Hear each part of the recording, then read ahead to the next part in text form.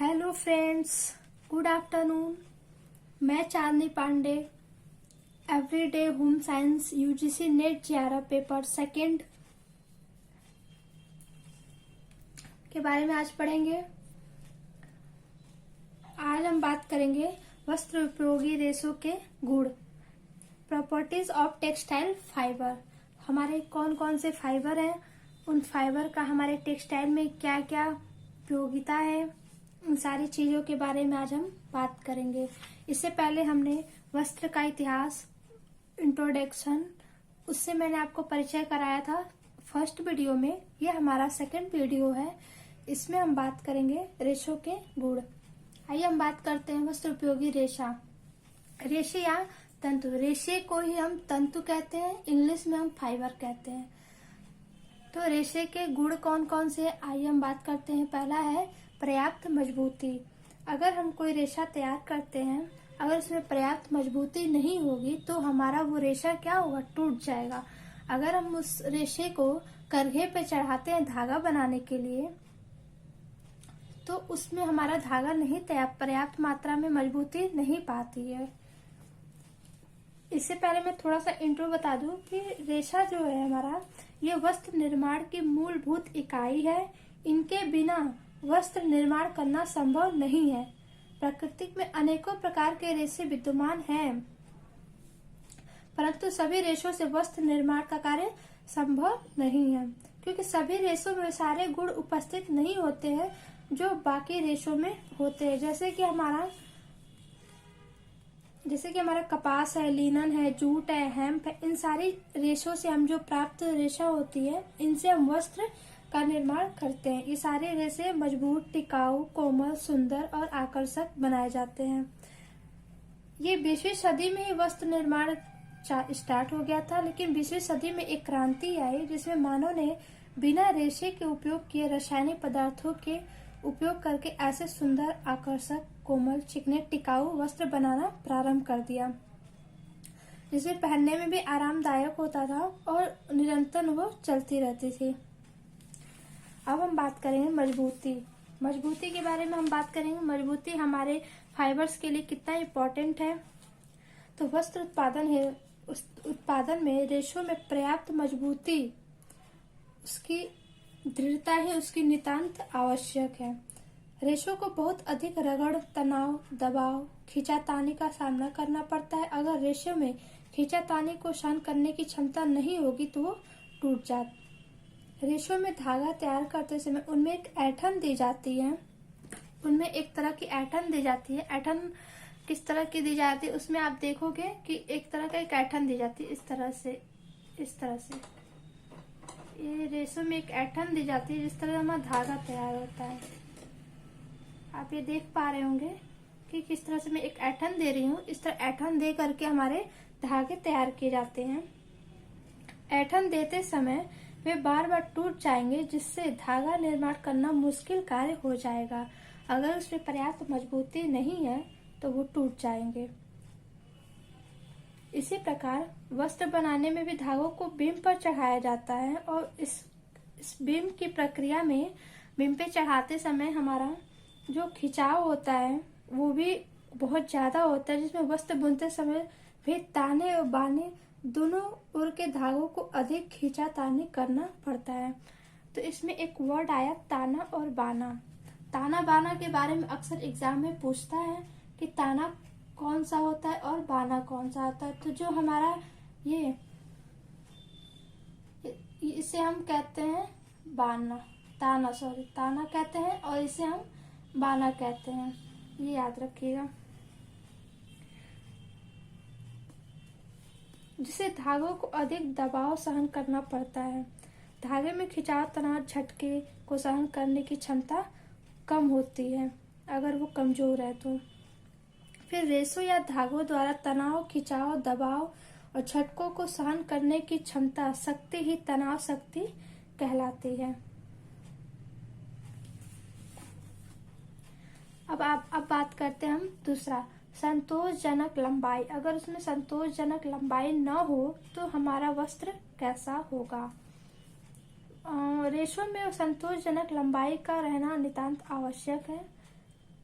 जबकि छोटे रेशों में रुक्ष, रुखड़े, खुरदुरे, कठोर सतह वाले वस्त्रों का निर्माण होता है। छोटे रेशे अतिरिक्त सिरे धागे की ऊपरी सतह पर आ जाते हैं। जैसे अगर कपड़ा हम बनाते हैं, अगर उसमें अगर कोई लंबा धागा है तब तो सही है, मगर अगर वो छोटा छोटा अगर उसमें रहेगा तो क्या होगा, अगर हम कपड़ा तैयार करते हैं तो उसमें ये ऊपर आ जाता है। देखते हो कि आपके कपड़े में ऐसे से रुआ निकल जाते हैं। जो रुआ निकलते हैं क्या होते हैं, ये यही होते हैं, छोटे छोटे जो हमारे रेशे होते हैं ये निकल जाते हैं। इसलिए हमारे कपड़े बनाने से पहले संतोषजनक उसकी लंबाई होनी चाहिए, एक बराबर होनी चाहिए।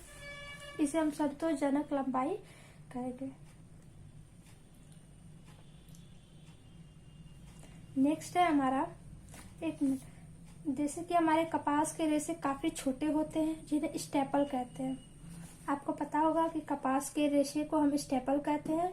कुछ रेशों की लंबाई तो मात्र 2.5 इंच तक ही होती है, 1.5 इंच, आधा इंच तक ही होती है, परंतु कपास के रेशे से सुंदर, टिकाऊ और मजबूत वस्त्र बनाए जाते हैं, क्योंकि इनके रेशों में आपस में चिपकने का जो गुण विद्यमान होता है, जिससे छोटे रेशों से भी अविरल लंबाई के धागे बनाए जाते हैं। नेक्स्ट है हमारा लचीलापन। अगर हमारे कपड़े में लचीलापन हो तो और अच्छी बात है, अच्छी क्वालिटी के कपड़े होते हैं। जब रेशों को थोड़ा खींचकर अथवा तनाव देकर छोड़ दिया जाता है, अगर रेशे पुनः अपनी पूर्व आकृति को ग्रहण कर पूर्व स्थिति में आ जाते हैं तो रेशों का यह गुण उनकी लचीलापन कहलाती है।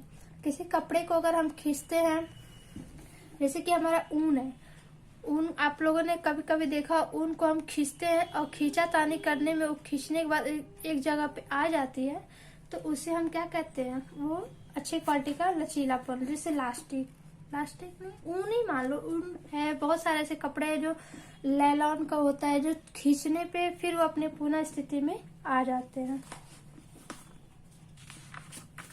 नेक्स्ट है हमारा प्रतिस्कंदता या प्रत्यास्थता। तो मैं फ्रेंड्स आपको बता दूं कि प्रतिस्कंदता और प्रत्यास्थता से एग्जाम में क्वेश्चन आ चुके हैं। इसे इंग्लिश में कहते हैं रेसिलियंसी एंड इलास्टिसिटी। इसे इंग्लिश में कहते हैं रेसिलियंसी के मतलब होता है प्रतिस्कंदता और प्रत्यास्थता का मतलब होता है इलास्टिसिटी।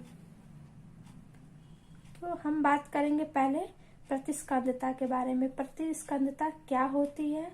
तो रेशों का वह गुण जिसमें रेशों को दबाने के पश्चात छोड़ दिया जाए तो वे पुनः अपना पूर्व आयतन प्राप्त कर लेते हैं, प्रतिस्कंदता कहलाती है।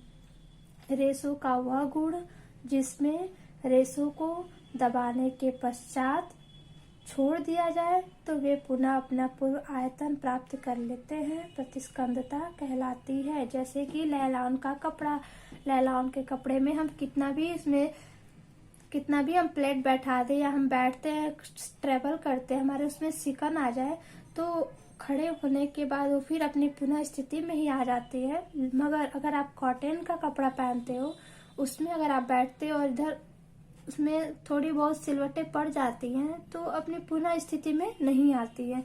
तो यही अंतर होता है दोनों में।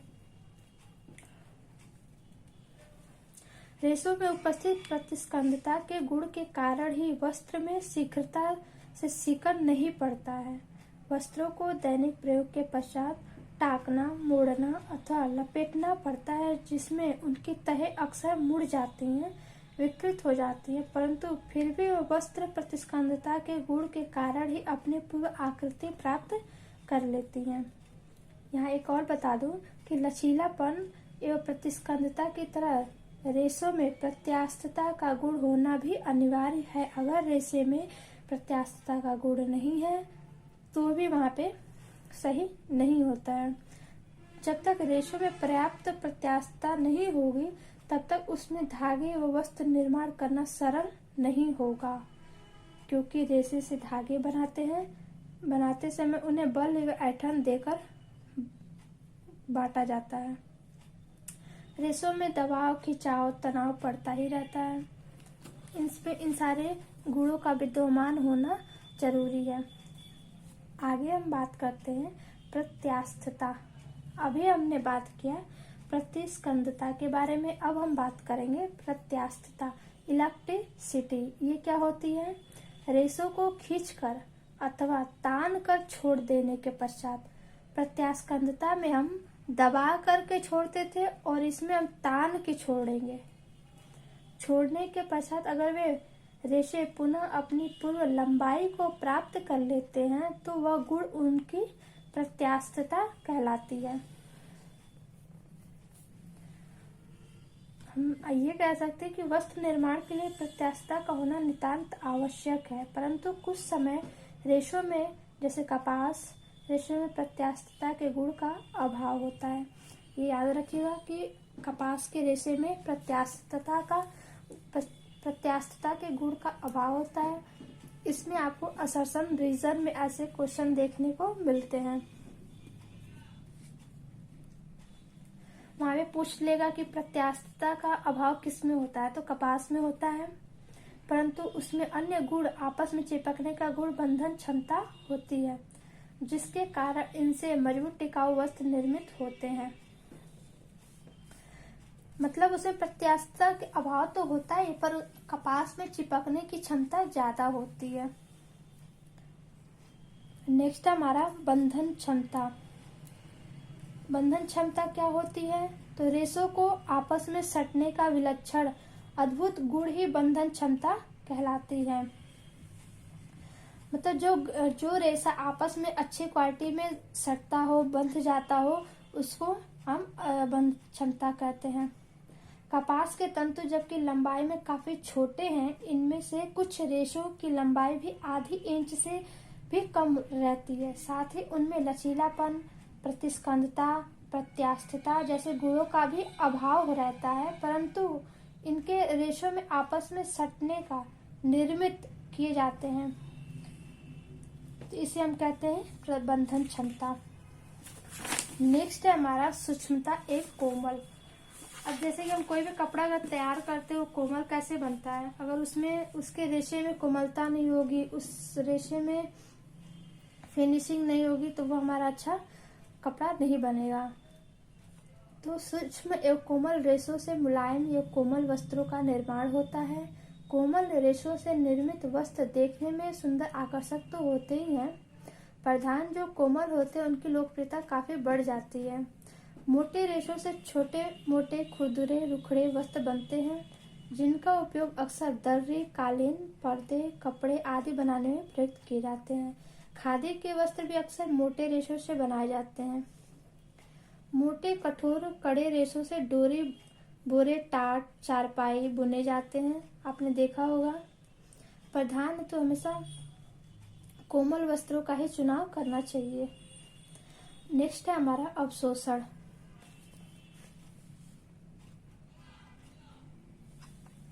नमी अवशोषण क्षमता, इसे हम कहते हैं एब्जॉर्बेंसी। वस्त्र उत्पादन हेतु रेशों में नमी एवं आर्द्रता को अवशोषित करने का गुण भी होना चाहिए।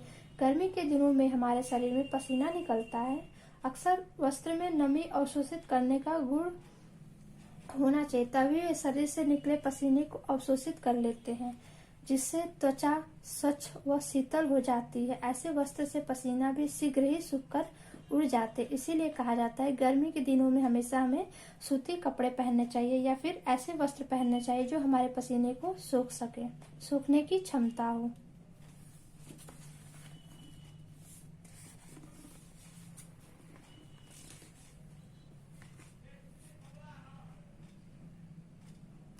तो आइए हम ये भी देख लेते हैं यहाँ पे साथ साथ में कि किसमें कितना परसेंट सूखने की क्षमता होती है।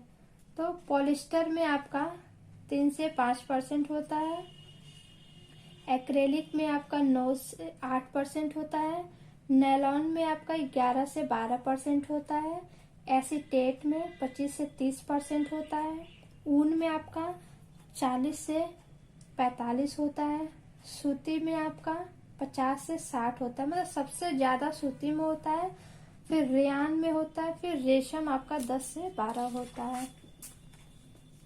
नेक्स्ट है हमारा चमक। रेशों द्वारा प्रकाश को परावर्तित करने की क्षमता को चमक कहते हैं। रेशे जितने ही लंबे, सूक्ष्म, कोमल, मुलायम होते हैं, उनसे बने वस्त्र की सतह भी उतनी ही अधिक चिकनी होती है। मानव के सभी रेशों में चमक का गुण समाहित रहता है। नायलॉन के रेशे में तो इतनी अधिक चमक रहती है कि वे आंखों को चुभती हैं। मुलायम, चिकने, चमकदार वस्त्र ही लोकप्रिय होते हैं। परिधान के लिए ऐसे ही वस्त्र का चुनाव किया जाता है जिसमें चमक हो। नेक्स्ट है हमारा समानता, यूनिफॉर्मिटी।